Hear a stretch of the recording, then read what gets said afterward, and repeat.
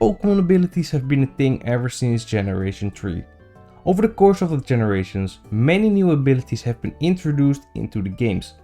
Abilities are an essential part of a Pokemon's kit and can quite literally decide the viability of a Pokemon in competitive play.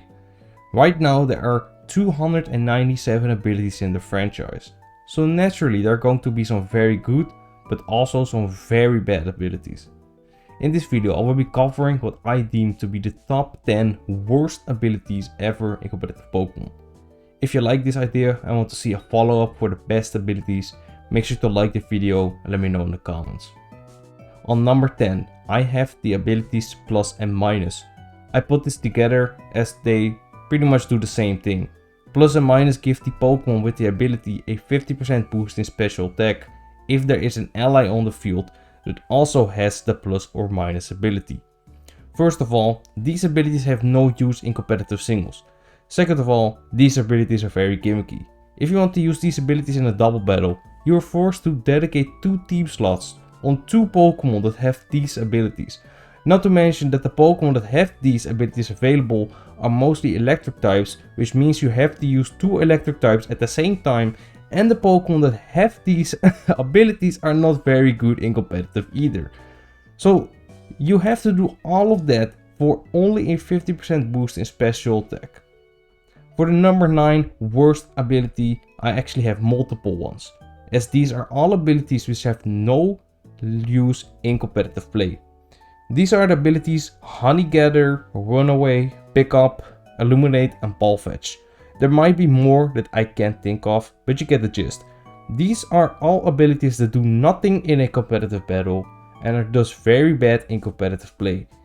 In an in-game playthrough, these abilities have their uses, but that's it.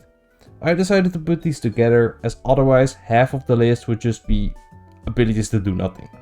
I won't bother going over what all of these abilities do, since this video is about competitive use, so I don't see the point. On number 8, I have the ability Emergency Exit. Emergency Exit is the signature ability of Golisopod.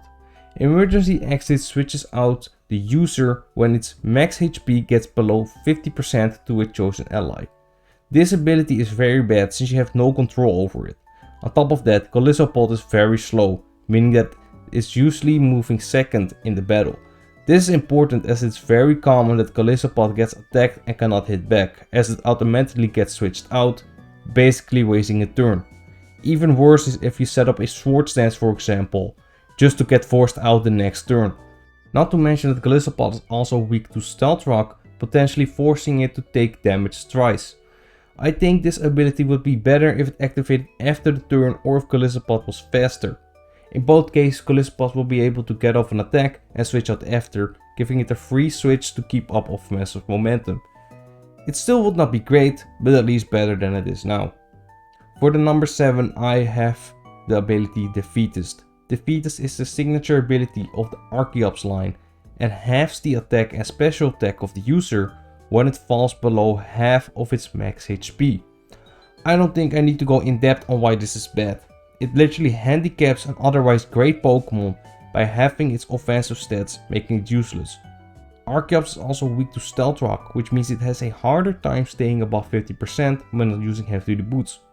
You could argue that the ability only exists to keep Archeops balanced, but it's still a bad ability.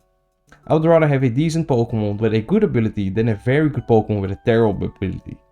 The reason it's not ranked lower is because at least the ability is not active when the Pokemon is still healthy. At number 6, I have the ability Rivalry. Rivalry is an ability that increases or decreases the damage of the user depending on the gender of the opposing Pokemon. If the opposing Pokemon is the same gender as the user will gain a 25% increase in damage. But if it is the opposite gender, the user will get a 25% decrease in damage, and against genderless targets, the damage does not change. The ability is entirely luck based, as you have no control over the gender the opposing Pokemon might be. Even then, most Pokemon have a 50-50 chance of being male or female, so your damage output is dependent on a coin toss. Not to mention that if the opponent is genderless, the ability does not even do anything. On number 5, I have the ability Klutz. Klutz is an ability that makes it so that the user's health item has no effect. As simple as that. Health items are a huge part of competitive play, so not being able to gain the benefits of one severely limits a Pokemon. Not being able to increase your damage with an item like Choice Band for example, or increase longevity with leftovers is a very big deal.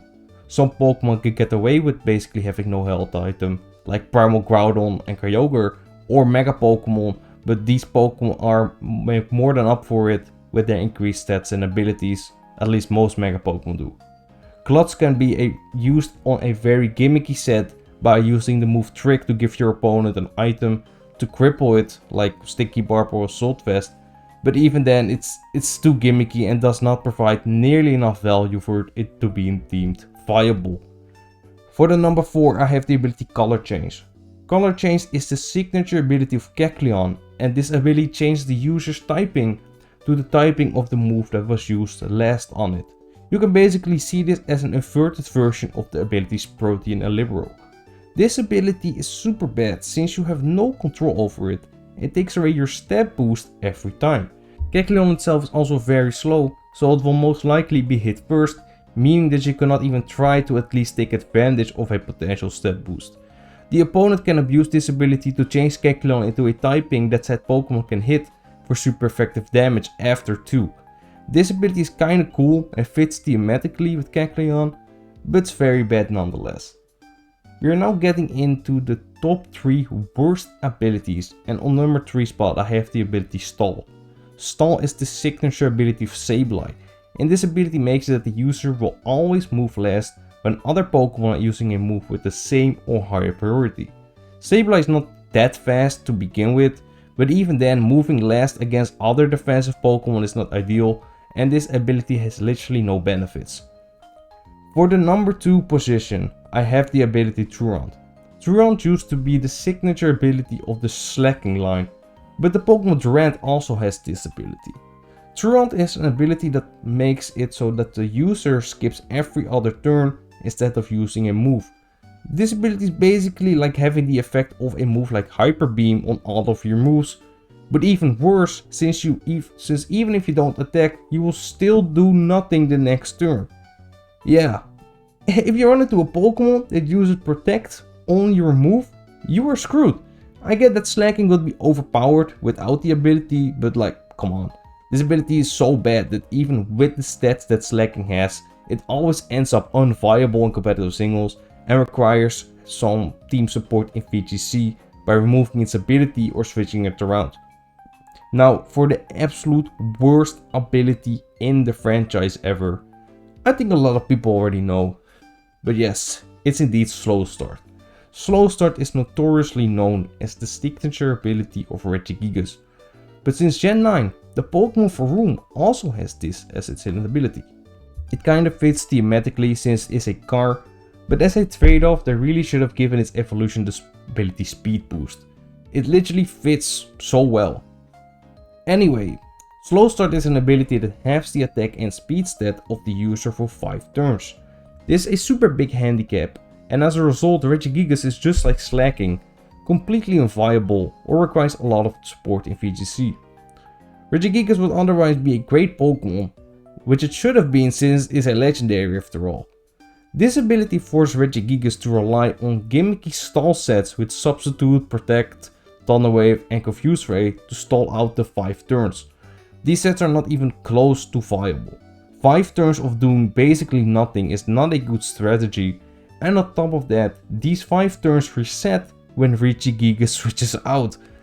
I don't know who thought of that, but even in Pokemon Legends Arceus, where Pokemon do not even have abilities, Game Freak still managed to give Regigigas Slow Start.